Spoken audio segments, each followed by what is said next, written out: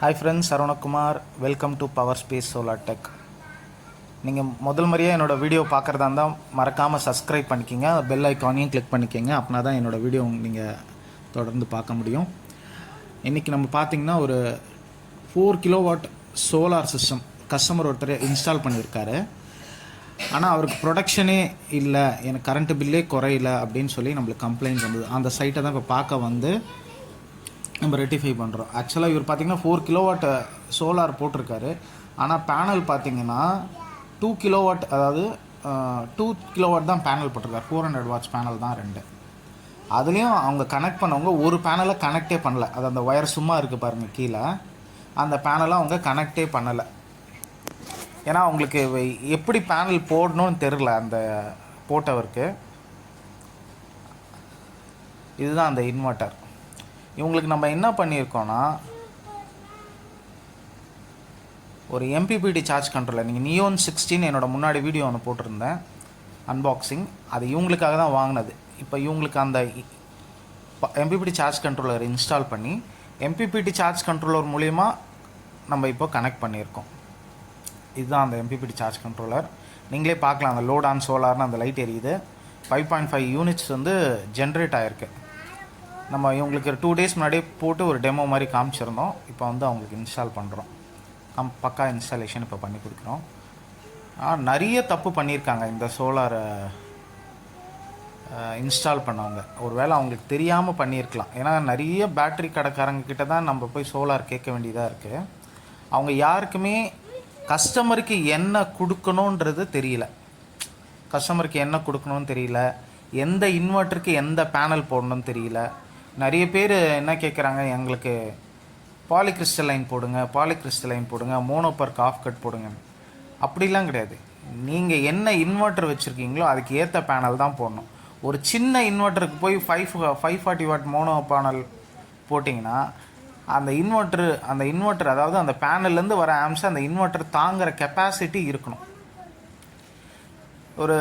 ஒரு kilowatt இன்வெர்ட்டருக்கு மோனோபர்க் of cut 2 போடுறாங்க. அது என்ன ஆகுது, ஆம்ஸ் அதிகமாக வருது. அதிகமாக வரப்போ அந்த MPPT சூடாகி எரர்னு ஆஃப் ஆகிடுது.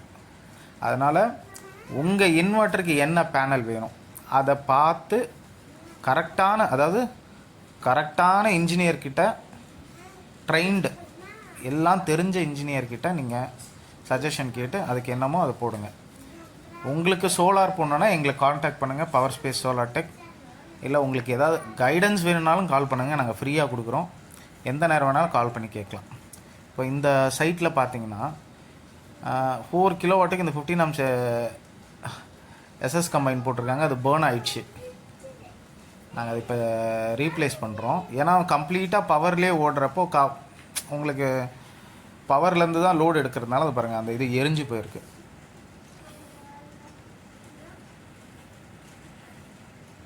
அதே மாதிரி இங்கே போட்டிருக்க DC ஒயரும் பார்த்தீங்கன்னா 4 ஸ்கொயர் mm DC ஒயர் ரொம்ப லோ குவாலிட்டியான DC ஒயர். அது DC ஒயரில் தான் உங்களுக்கு அதாவது சோலார்லேருந்து இன்வெர்ட்டருக்கு வர கரண்ட் வந்து அந்த DC ஒயர் மூலிமா தான் வருது. முக்கியமானது இப்போ இப்படி நம்மளுக்கு எப்படி ஒரு ரோடு நல்லா இருந்தால் தான் நம்ம பைக்கை நல்லா ஸ்மூத்தாக ட்ரைவ் பண்ண முடியுமோ, அந்த மாதிரி தான் இந்த DC ஒயரும்.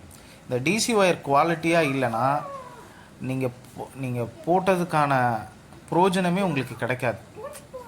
ஏன்னா அந்த DC ஒயர் மூலிமா தான் உங்களுக்கு DC கரண்ட் ட்ரான்ஸ்ஃபர் ஆகுது. இங்கே பார்த்தீங்கன்னா ரொம்ப லோ குவாலிட்டியான DC ஒயர். அதனாலே இவருக்கு பாதி லாஸஸ் நிறைய இருக்குது. ஏற்கனவே இவர் 4 கிலோவாட் பேனல் போட்டு 4 கிலோவாட் இன்வெர்ட்டர் போட்டு 2 கிலோவாட் பேனல் தான் போட்டிருக்காரு. அதுலேயும் பார்த்திங்கன்னா இந்த DC ஒயர் ரொம்ப லோ குவாலிட்டியாக போட்டிருக்காரு. இப்போ நம்ம அந்த நம்மளுக்கு இவருக்கு மேக்ஸிமம் செலவு இல்லாமல் என்னென்ன சேஞ்சஸ் பண்ணி கொடுத்து இவருக்கு ப்ரொடக்ஷன் பண்ணி கொடுக்க முடியுமோ, கரண்ட் ப்ரொடக்ஷன் பண்ணி கொடுக்க முடியுமோ அதுதான் நம்ம இப்போ பண்ணிக்கிட்டு இருக்கோம். அதே மாதிரி நீங்கள் இன்வெர்ட்டர் வாங்கும் பொழுது 1க்கு 2 வாட்டி அனலைஸ் பண்ணுங்கள். என்ன பேனல் போடலாம், என்ன இன்வெர்ட்டர் போடலாம், இந்த பேனலில் இந்த இன்வெர்ட்டர் ஒர்க் ஆகுமா ஆகாதா. இப்போ நிறைய டெக்னீஷியன்ஸ்லாம் இருக்காங்க, யூடியூப் பார்த்து டெக்னீஷியன் ஆகிட்டாங்க. பேட்ரி கடை வச்சுருப்பாங்க, இல்லை எலக்ட்ரிஷியனாக வச்சுருப்பாங்க. யூடியூப்பில் 4-5 வீடியோ பார்த்துட்டு நானும் சோலார் போடுறேன்னு வந்து போடுறாங்க. அப்படிலாம் போட்டுங்க. ஏன்னா ஏசி கரண்ட் எலக்ட்ரிக்கல் ஒர்க்கு கூட பரவாயில்ல, அது வந்து ஏசி அது கூட எப்படியோ பண்ணிடலான்னு வச்சுக்கோங்களேன். ஆனால் டிசியில் எக்காரணத்தை கொண்டு விளையாடக்கூடாது. ஏன்னா ஏசி கரண்ட்டை விட டிசி கரண்ட் ரொம்ப ரிஸ்க்கு ஜாஸ்தி. அதனால் proper trained technician, drained and experience, நல்ல அனுபவம் உள்ள டெக்னீஷியனை வச்சு தான் நீங்கள் உங்கள் சோலாரை கண்டிப்பாக இன்ஸ்டால் பண்ணணும். நீங்கள் யாரை வச்சானாலும் இன்ஸ்டால் பண்ணுங்கள், ஒரு ட்ரைன்டு எக்ஸ்பீரியன்ஸ், நல்ல விஷயம் தெரிஞ்சவரா அப்படின்னு பார்த்துட்டு நீங்கள் உங்கள் சோலாரோட வேலையை அந்த கம்பெனிக்கிட்டேயோ இல்லை அந்த ட்ரைன்டு பர்சன்கிட்டேயோ நீங்கள் கொடுக்கணும். இப்போ நம்ம பார்த்திங்கன்னா இந்த வீட்டில் மாடியிலேருந்து கீழே டேரெக்டாக டிசி ஒயர் போட்டு டேரெக்டாக இன்வெர்ட்டருக்கு கனெக்ட் பண்ணியிருந்தாங்க. இன்கேஸ் உங்களுக்கு பேனலில் ஏதாவது துடைக்கணும், தூசி கீசி இருக்குது, இல்லை பேனலில் ஏதாவது ஒரு ஃபால்ட்டு, எமர்ஜென்சியாக நீங்கள் பேனலை டிஸ்கனெக்ட் பண்ணோன்னா அந்த மாதிரி எந்த டிஸ்கனெக்ஷனுக்கான டிசி எம்சிபியோ ஃபியூஸோ எதுவுமே இங்கே வைக்கலை. டேரெக்டாக பேனல்லேருந்து அப்படியே டேரெக்டாக அவர் என்ன பண்ணிட்டார், இன்வெர்ட்டர் கொடுத்துட்டு போயிட்டார் ஃபஸ்ட்டு இன்ஸ்டால் பண்ணவர். அப்படி கொடுக்கவே கூடாது. ஏன்னா மொட்டை மாடின்றது மழை பெய்யலாம், இடி இடிக்கலாம், லைட்டிங் வரலாம், அந்த மாதிரி எதாவது வரப்போ உங்களுக்கு இன்பிட்வீனில் சேஃப்டி கண்டிப்பாக இருக்கணும். அதனால் நம்ம இப்போ டிசி எம்சிபியும் டிசி ஃபியூஸும் இருக்குது, அதாவது ஒரு டிசி டிவி இன்ஸ்டால் பண்ணிகிட்டு இருக்கோம். நம்ம கேமரா, அது ரொம்ப சின்ன இடம், கேமரா இந்த சைடு வச்சதால நம்ம தெரியல, அதை இப்போ காமிக்கிறோம் பாருங்கள். இதுதான் அந்த டிசி ஃபியூஸும் டிசி எம்சிபியும்.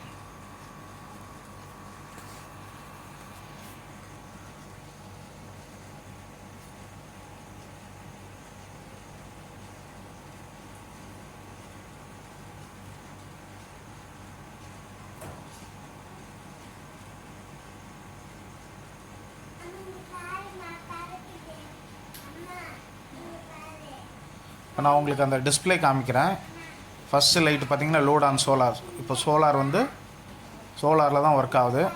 செகண்ட் வந்து பார்த்திங்கன்னா சோலார் ப்ரெசன்ஸ் ரெட் லைட் வந்து சார்ஜிங். இப்போ அந்த செட்டிங்ஸை பார்க்குறோம் நம்ம டிஸ்பிளேயில்.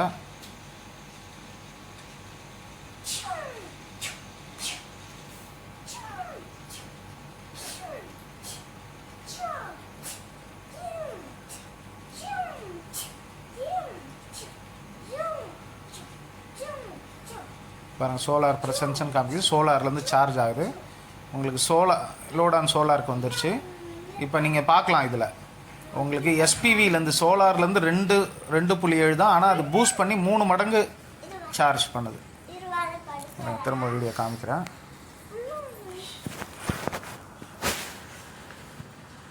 இது எப்படி செட்டிங்ஸ்லாம் சேஞ்ச் பண்ணுறது, அதாவது ஆஃப் பட்டன், அந்த சென்டர் பட்டனை 3 செகண்ட்ஸ் கண்டினியூஸாக ப்ரெஸ் பண்ணிவிட்டு இந்த என்டர் பட்டனை லாங் ப்ரெஸ் பண்ணிங்கன்னா உங்களுக்கு செட்டிங்ஸ் இந்த மாதிரி வரும். நீங்களே இதை கஸ்டமைஸ் பண்ணலாம்.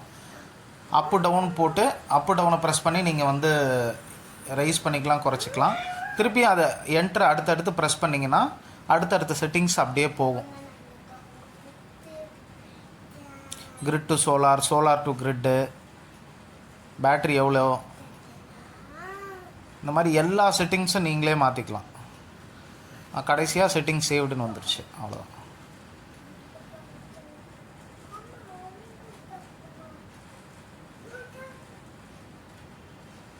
இப்போ நீங்கள் பார்க்கலாம் 6 ஆம்ஸ் வருது.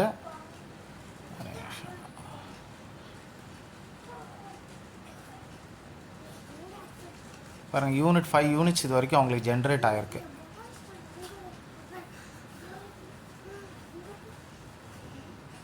Inverter mode on, auto bypass mode on.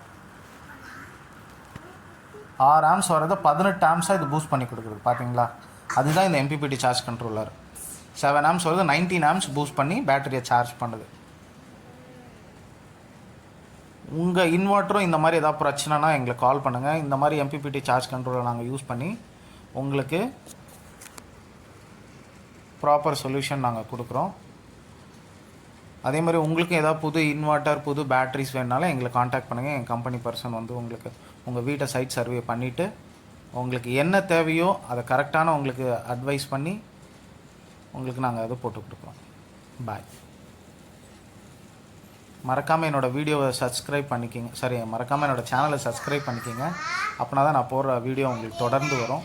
இந்த சோலார் சம்மந்தமான உங்களுக்கு எந்த டவுட்டாக இருந்தாலும் எனக்கு கால் பண்ணுங்கள்.